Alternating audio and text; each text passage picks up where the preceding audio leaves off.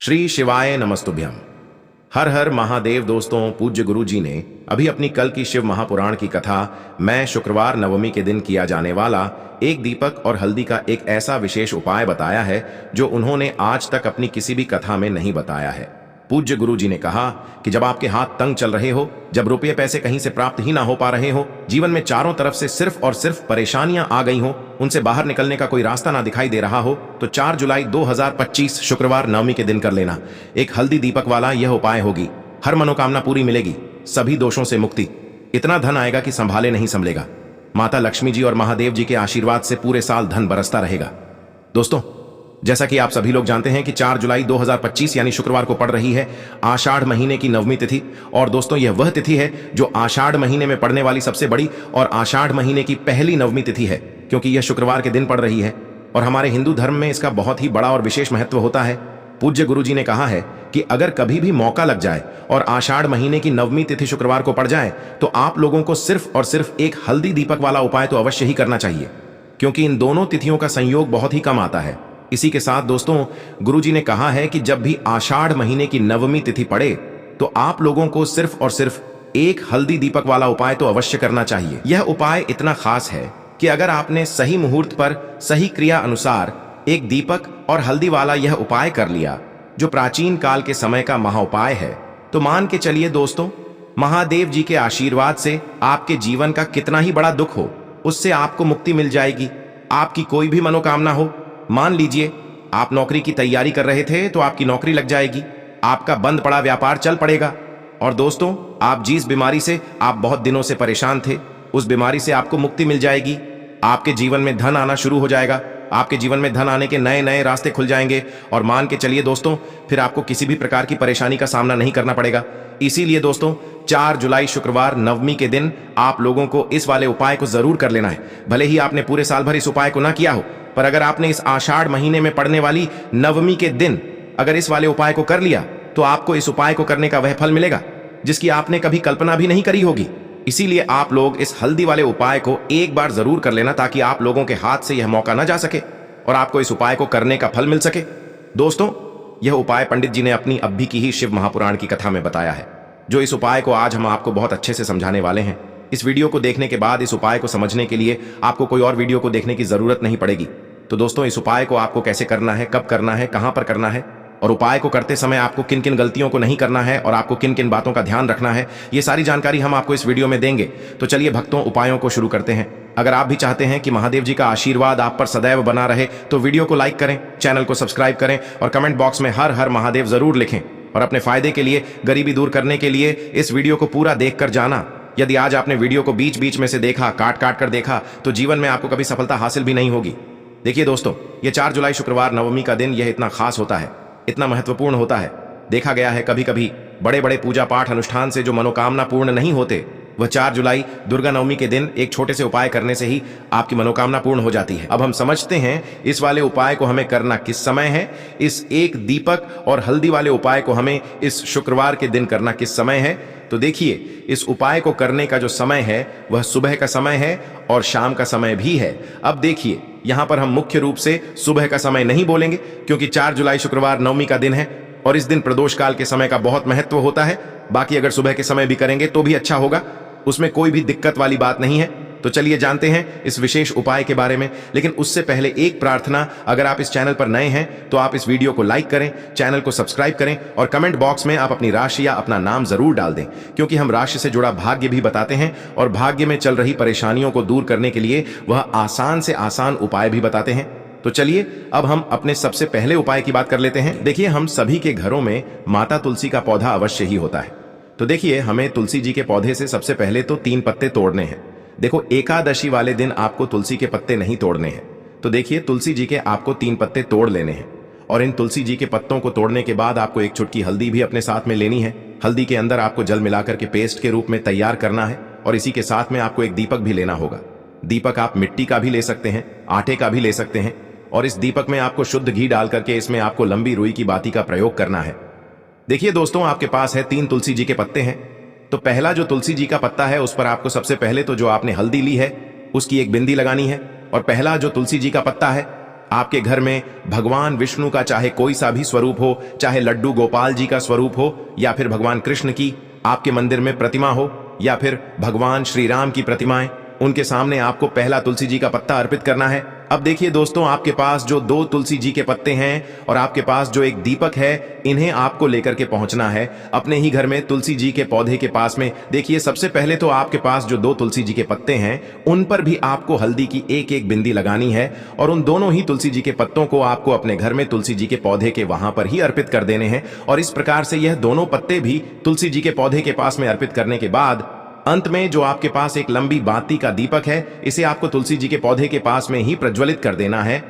जो भी व्यक्ति अपने ही घर पर इस प्रकार से तुलसी जी के 3 पत्तों का यह उपाय कर लेता है, तो उसका परिवार हमेशा खुश रहता है, उसके परिवार में कभी भी कोई भी संकट उत्पन्न नहीं होता है, और यदि आपके घर में जो भी गृह क्लेश है वह भी समाप्त होते हैं। तो इस प्रकार से यह सुंदर सा उपाय करना है। अब बात करते हैं अगले उपाय की। देखो, यदि आपके जीवन में आर्थिक संकट बहुत अधिक हो रहे हैं, धन की समस्या लगातार जीवन में बनी हुई है, एक एक रुपयों को प्राप्त करने के लिए आपको बहुत अधिक मेहनत कर रहे हैं, तो आज रात्रि में सोने से पहले आपको यह एक चमत्कारी दीपक का उपाय अवश्य करना है। या फिर यदि आपका जो व्यापार है, बिजनेस है, दुकान है, वह अच्छे से नहीं चल पा रही है, तो आज रात्रि में इस विशेष दीपक का उपाय आपको अवश्य करना चाहिए। देखो दोस्तों, दीपक हमारे घर में सभी नकारात्मक शक्ति को बाहर करता है। यह उपाय आपको साल में केवल एक बार करने का ही मौका मिलता है। देखिए, इस उपाय के लिए आपको तुलसी जी की जो सूखी लकड़ी होती है उसे ले लेना है। देखिए दोस्तों, यदि आपके पास पुरानी तुलसी जी की लकड़ी है तो उसे आप ले सकते हैं, और यदि आपके घर में तुलसी जी जो लकड़ी है वह सूखी हुई है तो उसकी लकड़ी आप तोड़ करके इस्तेमाल कर सकते हैं। लेकिन आपको ध्यान रखना है कि सूर्यास्त से पहले पहले ही आपको यह जो तुलसी जी की लकड़ी है, इससे अवश्य ही तोड़ लेना है। तो इस उपाय के लिए आपको सबसे पहले तो एक मिट्टी का दीपक लेना होगा, चाहे तो आटे का दीपक भी ले सके, क्योंकि आटे का दीपक सभी दीपक में सर्वोत्तम माना गया है। इस दीपक के अंदर आपको शुद्ध घी का प्रयोग करना होगा, और इससे दीपक के अंदर आपने जो तुलसी जी की लकड़ी ली है उसे भी रख देना है। लेकिन ये जो तुलसी जी की लकड़ी है, इसमें आपको चारों तरफ अच्छे से घी लगा लेना है। देखिए, गुरुजी ने बताया है कि जो तुलसी जी की लकड़ी है, यदि आप उपाय करते हैं और बहुत ही शीघ्रता से जल जाती है, तो इसके लिए आपको एक कार्य करना है। आपको थोड़ी सी रुई ले लेनी है और उस रुई को आपने जो तुलसी जी की लकड़ी ली है उस पर अच्छे से चारों तरफ लपेट देनी है। तुलसी जी की लकड़ी के ऊपर रुई लपेटने के बाद इसे आपको पूरा घी के अंदर डुबो लेना है। अब इसे आपको बाती के रूप में प्रयोग करना है। अब दोस्तों, इस दीपक को आपको प्रज्वलित कहाँ करना है?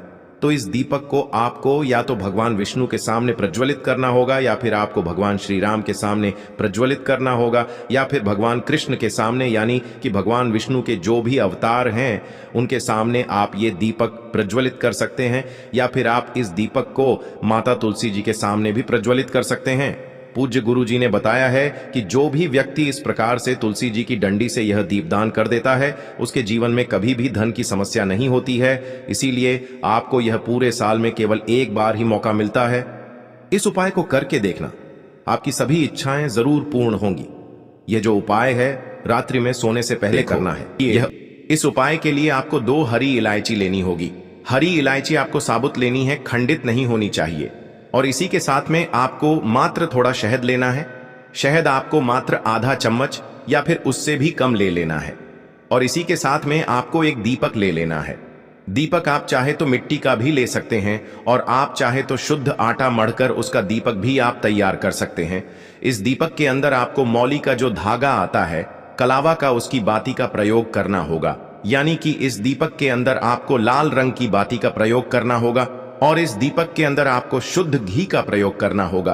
अब यह सारी सामग्री लेकर के आपको अपने घर में जो भी मंदिर है वहां पर पहुंच जाना है, और आपको माता लक्ष्मी के किसी भी स्वरूप के सामने बैठ जाना है। अगर माता लक्ष्मी की फोटो है, माता लक्ष्मी की प्रतिमा है, तो उनके सामने आपको बैठ जाना है। अगर माता पार्वती की प्रतिमा है तो उनके सामने आपको बैठ जाना है, यानी कि किसी भी माता के स्वरूप के सामने आपको बैठ जाना है। अब देखिए, सबसे पहले तो आपको माता रानी के सामने थोड़ी सी चावल की ढेरी बना देनी है, यानी कि थोड़े से अक्षत के दाने आपको माता रानी के सामने रखना है। उसके बाद आप जो एक दीपक लेकर के गए हैं, उस दीपक को आपको उन्हीं चावल के दानों के ऊपर रख देना है, और फिर इस दीपक को आपको माता रानी के सामने प्रज्वलित कर देना है। देखें, इस दीपक को प्रज्वलित करते समय आपको ओम महालक्ष्मी नमः इस मंत्र का लगातार जाप करते रहना है। दीपक को प्रज्वलित करने के बाद आप जो 2 हरी इलायची लेकर के गए हैं उसमें से एक हरी इलायची को तो आपको उसी दीपक के अंदर डाल देनी है और वहीं पर आपको कम से कम 21 बार ओम महालक्ष्मी नमः इस मंत्र का जाप कर लेना है। अब आपके पास जो शहद है और एक हरी इलायची है उसे सीधे आपको लेकर के पहुंच जाना है भगवान शिव के मंदिर में। पूज्य गुरु जी ने बताया है कि यह उपाय आपको सिर्फ और सिर्फ शाम के समय ही करना होगा। शाम को जब भी सूर्यास्त का समय होता है तो उस समय आपको यह उपाय करना है। लेकिन सबसे पहले तो आपके पास जो एक हरी इलायची है उसे आपको उस शहद के अंदर अच्छे से डुबो देना है, यानी कि शहद का लेपन उसे हरी इलायची के ऊपर चारों तरफ आपको कर देना है। अब यह जो शहद से युक्त हरी इलायची है इससे आपको भगवान शिव के शिवलिंग पर अर्पित कर देनी है और आपको वो श्री शिवाय नमस्तुभ्यम इस मंत्र का लगातार जाप करते रहना है। फिर इसके बाद आपको एक लोटा जल भी अपने साथ लेकर के जाना है, तो यह एक लोटा जल भी आपको धीरे धीरे शिवलिंग पर समर्पित कर देना है और आपको श्री शिवाय नमस्तुभ्यम इस मंत्र का जाप करते रहना है। फिर इसके बाद आपको अपने घर आ जाना है। इस प्रकार से आपको यह उपाय कर लेना है। तो चलिए दोस्तों, जान लेते हैं गुरुजी द्वारा बताए गए दूसरे उपाय के बारे में। देखिए, इस उपाय के लिए आपको लेना है 11 चावल के दाने। गुरुजी ने कहा है चावल के दाने खंडित नहीं लेने हैं, बिल्कुल साबुत होने चाहिए। उसके साथ में आपको लेना है एक बेलपत्र।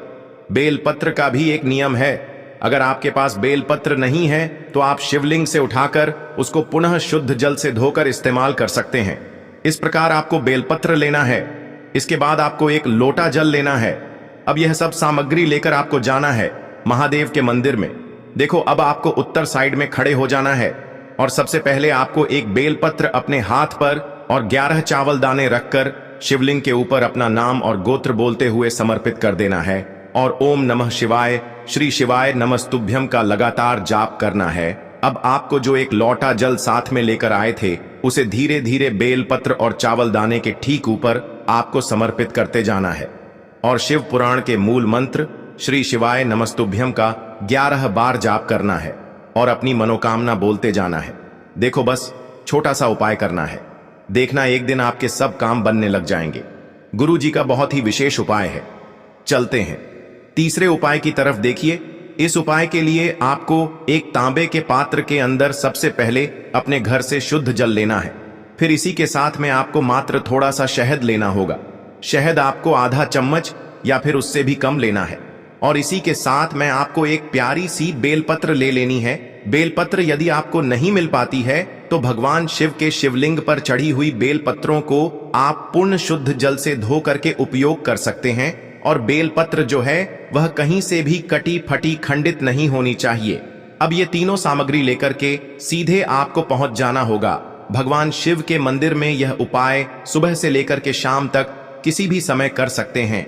देखिए, सबसे पहले तो आपके पास जो शहद है उससे आपको अपने सीधे हाथ की चिटी उंगली के जो पास वाली उंगली होती है, अनामिका उंगली, उसमें थोड़ा सा शहद आपको लेना है और इससे फिर आपको शिवलिंग पर जहां माता अशोक सुंदरी का स्थान होता है वहां पर आपको ओम का निर्माण करना है। लेकिन जलाधारी के बिल्कुल बीच में जो स्थान होता है उसे माता अशोक सुंदरी का स्थान कहते हैं और इसी स्थान पर आपको शहद से ओम का निर्माण करना है। अब दोस्तों, आपके पास जो एक बेलपत्र है उसे आपको अपने सीधे हाथ की हथेली पर रखना है और महादेव से आपको अपनी विशेष मनोकामना, आपके जीवन में जो भी संकट चल रहे हैं, जो भी समस्याएं चल रही हैं, जो भी जीवन में दुर्भाग्य बना हुआ है, आप अपने किसी भी कार्य में सफल नहीं हो पा रहे हैं, तो जिस भी प्रकार की आपकी समस्या है उसे दूर करने के लिए आपको महादेव से प्रार्थना कर लेनी है।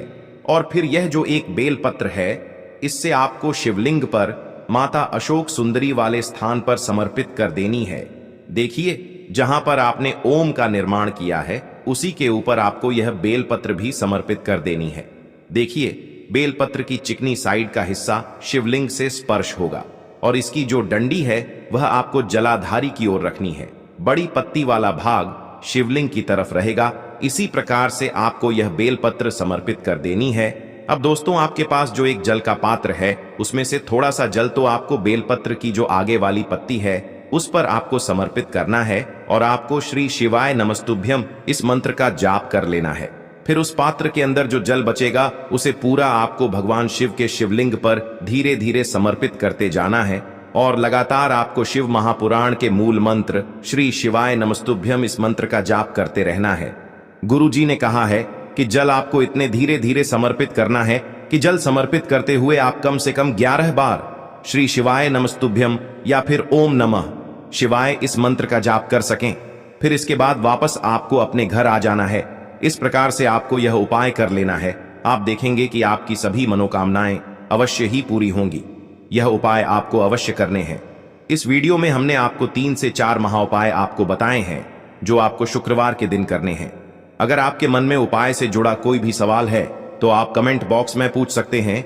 अगर आपको हमारी ये वीडियो पसंद आई हो तो हमारे इस वीडियो को लाइक करें, चैनल को सब्सक्राइब करें और कमेंट बॉक्स में लिखें हर हर महादेव जय मां। लेना देखो एक गोल बाती का दीपक, आप चाहें तो मिट्टी का ले सकते हैं या फिर घर से शुद्ध आटा मढ़कर उसका दीपक आप तैयार कर सकते हैं। इसके बाद आपको लेना है शुद्ध गाय का घी।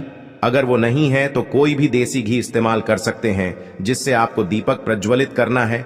देखो अब ये सब सामग्री लेकर आपको जाना है प्रदोष काल में आपके घर पर तुलसी जी के घेरे के पास में। देखो ये उपाय तो आपको अवश्य करना है। देखो वहां पहुंचकर सबसे पहले वो दीपक आपको प्रज्वलित कर देना है और ओम नमो भगवते वासुदेवाय नमः का 11 बार जाप करना है। उसके बाद आपको अपने सीधे हाथ में थोड़ी हल्दी लेकर उस दीपक में अपना नाम और गोत्र बोलते हुए डाल देना है। उसके बाद माता लक्ष्मी से आपको प्रार्थना करना है कि हे महालक्ष्मी हमारी सभी दुख तकलीफों को दूर करो, हे महादेव हमारे सब दुख कष्टों को खत्म करो। इस भावना से आपको ये उपाय करना है। चलिए अब बात कर लेते हैं। आपको लेना है 11 चावल के दाने। गुरुजी ने कहा है चावल के दाने खंडित नहीं लेने हैं, बिल्कुल साबुत होने चाहिए। उसके साथ में आपको लेना है एक बेलपत्र। बेलपत्र का भी एक नियम है, अगर आपके पास बेलपत्र नहीं है तो आप शिवलिंग से उठाकर उसको पुनः शुद्ध जल से धोकर इस्तेमाल कर सकते हैं। इस प्रकार आपको बेलपत्र लेना है। इसके बाद आपको एक लोटा जल लेना है। अब ये सब सामग्री लेकर आपको जाना है महादेव के मंदिर में। देखो अब आपको उत्तर साइड में खड़े हो जाना है और सबसे पहले आपको एक बेलपत्र अपने हाथ पर और 11 चावल दाने रखकर शिवलिंग के ऊपर अपना नाम और गोत्र बोलते हुए समर्पित कर देना है और ओम नमः शिवाय श्री शिवाय नमस्तुभ्यं का लगातार जाप करना है। अब आपको जो एक लोटा जल साथ में लेकर आए थे उसे धीरे धीरे बेलपत्र और चावल दाने के ठीक ऊपर आपको समर्पित करते जाना है और शिव पुराण के मूल मंत्र श्री शिवाय नमस्तुभ्यं का 11 बार जाप करना है और अपनी मनोकामना बोलते जाना है। देखो बस छोटा सा उपाय करना है, देखना एक दिन आपके सब काम बनने लग जाएंगे। गुरुजी का बहुत ही विशेष